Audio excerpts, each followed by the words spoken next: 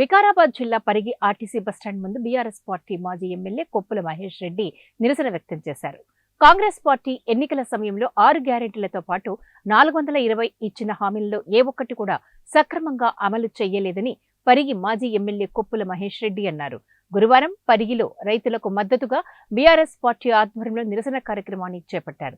ఈ సందర్భంగా ఆయన మాట్లాడుతూ ఇచ్చిన హామీలు నెరవేర్చకపోగా రైతులు పండించిన వరి ధాన్యంలో సన్న బియ్యంకే బోనస్ ఇస్తామని మిగతా వాటికి లేదని చెప్పడం కాంగ్రెస్ ప్రభుత్వం దివాలాతనానికి నిదర్శనమని మహేష్ రెడ్డి హెచ్చరించారు. ఇప్పటికైనా కాంగ్రెస్ ప్రభుత్వం దిగివచ్చి రైతుల దగ్గర ఉన్న ధాన్యాన్ని కొనుగోలు చేస్తూ అన్ని వడ్లకు బోనస్ ఇవ్వాలని డిమాండ్ చేశారు. కాంగ్రెస్ పార్టీ ఎన్నికల సందర్భంగా 6 గ్యారెంటీల పేరుతో 420 ఏవైతే దొంగ హామీలు ఇచ్చిండ్రో అవన్నీ కూడా నెరవేర్చకుండా కాలయాపన చేసుకుంటూ మరి ఎన్నికల సందర్భంగా డిసెంబర్ 9 నాడే అన్నీ చేస్తామని చెప్పి మళ్ళీ వచ్చిన తర్వాత మాకు 100 రోజుల టైం కావాలి, 100 రోజుల్లో అన్నీ చేస్తామని చెప్పి ఇప్పుడు దాదాపు 150 రోజులు అయింది.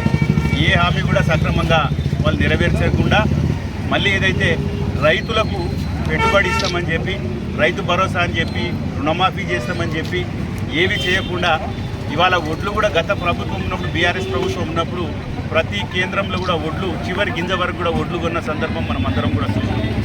మళ్ళీ ఈసారి కూడా ఒడ్లు కొంటామని చెప్పి ఎన్నికల సందర్భంగా మరి ప్రతి క్వింటాల్కు 500 అదనం బోనస్, మరి మద్దతు ధరతో పాటు 500 బోనస్ ఇస్తా అని మరి గౌరవ రేవంత్ రెడ్డి గారు అప్పుడు చెప్పడం జరిగింది.